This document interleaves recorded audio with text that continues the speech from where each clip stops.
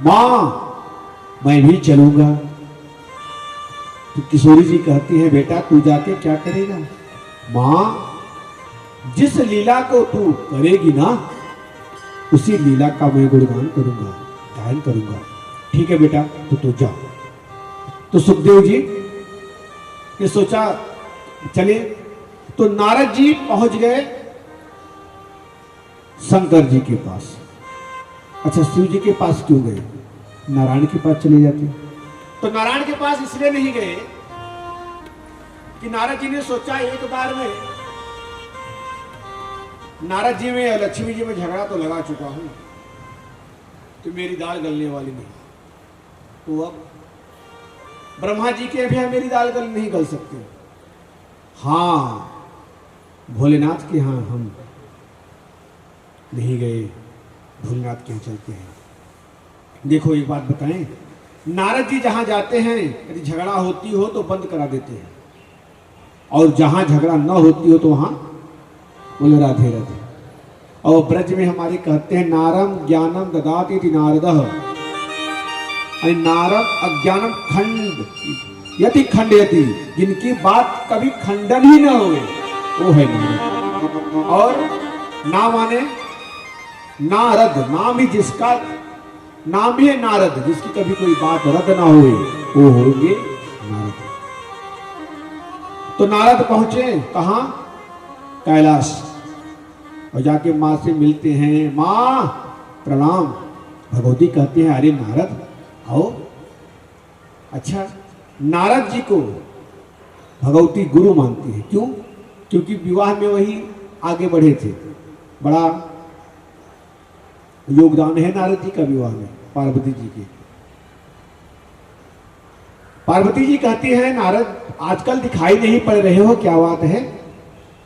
तो नारद जी ने कहा क्या बताऊं मैया, हम गृहस्थों के यहां जाना छोड़ दिए।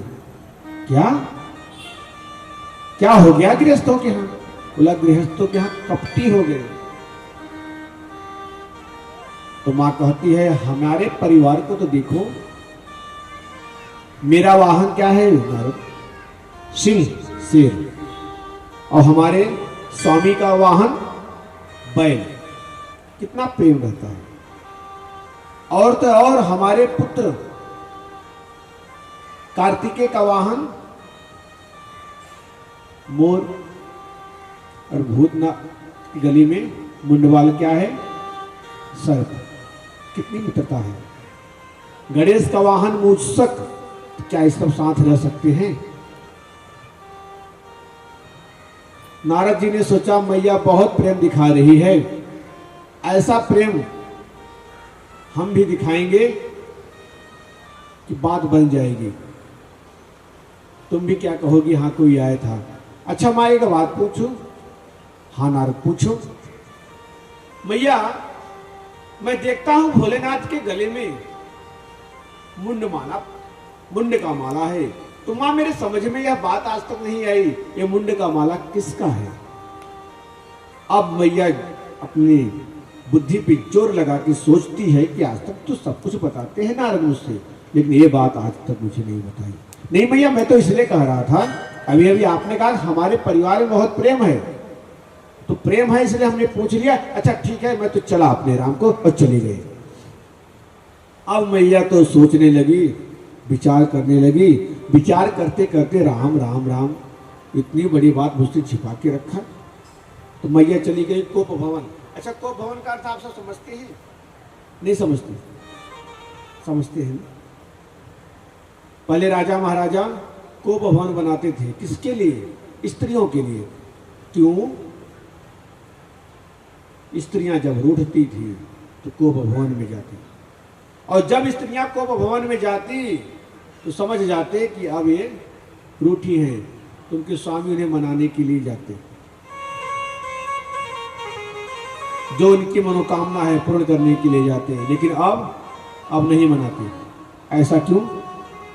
अब तो रोज ही स्त्रियां कोप भवन में जाती हैं। बोले राधे राधे।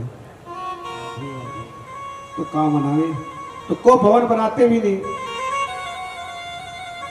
हम तो ऐसे कौतुक भी कह रहे।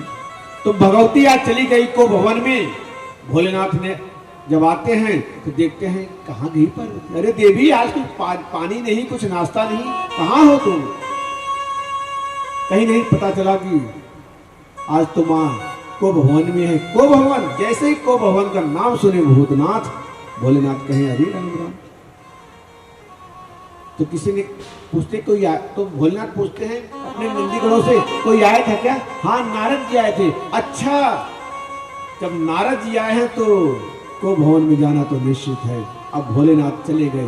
देवी अरे क्या कमी रह गई?